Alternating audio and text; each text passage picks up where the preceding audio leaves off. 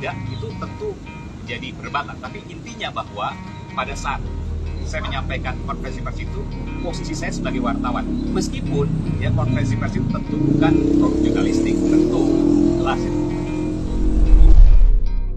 Juru bicara, Jubir, TPN Ganjar Pranowo Mahfud MD, Aiman Wicaksono mengaku masih menjadi seorang jurnalis saat melayangkan pernyataan aparat tak netral di pemilu 2024.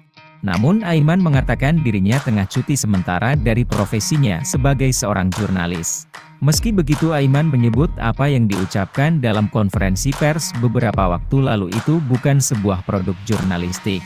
Di sisi lain, Aiman mengatakan soal tudingan tersebut sebelumnya sudah pernah dimuat di beberapa media massa nasional.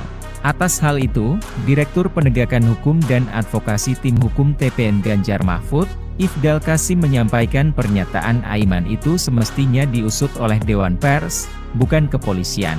Ifdal mengaku sudah terlebih dahulu ke Dewan Pers sebelum mendatangi Polda Metro Jaya untuk diperiksa atas laporan terhadap dirinya.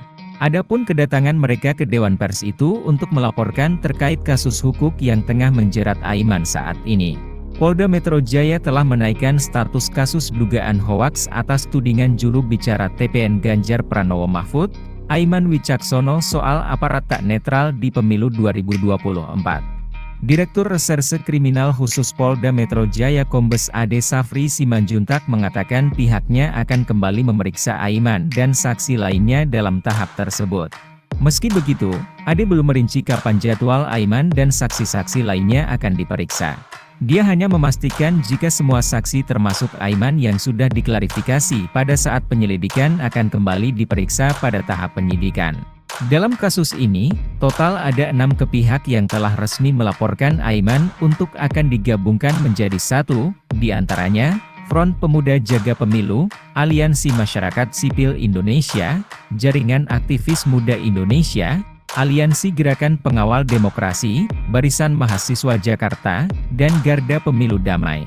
Hasil gelar perkara, Aiman diduga melakukan tindak pidana dengan dijerat pasal 14 ayat 1 dan 2 atau pasal 15 Undang-Undang Nomor 1 Tahun 1946 tentang Peraturan Hukum Pidana soal dugaan hoaks yang membuat keonaran.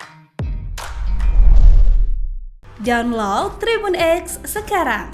Menghadirkan lokal menjadi Indonesia.